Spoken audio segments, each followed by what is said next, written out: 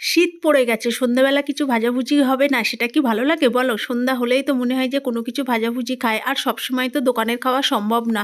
তো দেখো সেই জন্য আজ মনে করলাম যে বাড়িতেই বানিয়ে নেব। তো কি বানাবো, একটু ধনেপাতা ছিল আর একটু বেগুন ছিল, তাই ভাবলাম কিছু ধনেপাতার চপ আর একটু কিছু বেগুনি বানিয়ে নেওয়া যায়। তো তার জন্য দেখো আমি এখানে নিয়ে নিয়েছি বেসন, বেসনের মধ্যে দিয়ে দিলাম লবণ, হলুদ, লঙ্কার গুঁড়ো। তো আর এখানে দিয়ে দেবো একটু সামান্য পরিমাণে তেল।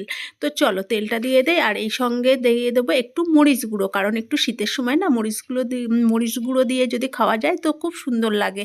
তো সব কিছু দিয়ে আমি এটাকে খুব ভালো করে মিক্সড করে নেব।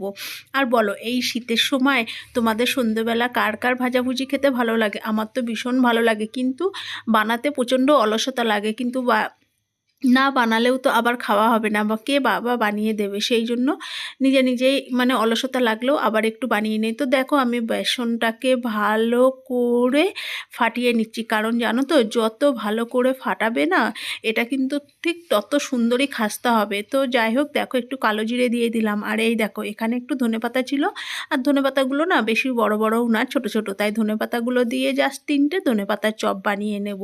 আর এখানে কিছুটা বেগুন কেটে নিয়েছি, তো বেগুনি করব আর ধনেপাতার চপ। তো বলো, সন্ধ্যার টিফিনে ধনেপাতার চপ আর বেগুনি কার কার খেতে ইচ্ছা হচ্ছে? আর তোমাদের যদি খেতে ইচ্ছা হয় তো অবশ্যই চলে আসো। আর এই দেখো এখানে বেগুনি রেডি হয়ে গেছে, আর তার সঙ্গে কি আছে জানো তো? তার সঙ্গে আছে জয়নগরের মোয়া। শীতের সময় মোয়া খাবো না জয়নগরে, তাই কি হয়? চলো টাটা, ভালো লাগলে একটা সাবস্ক্রাইব করে দিও।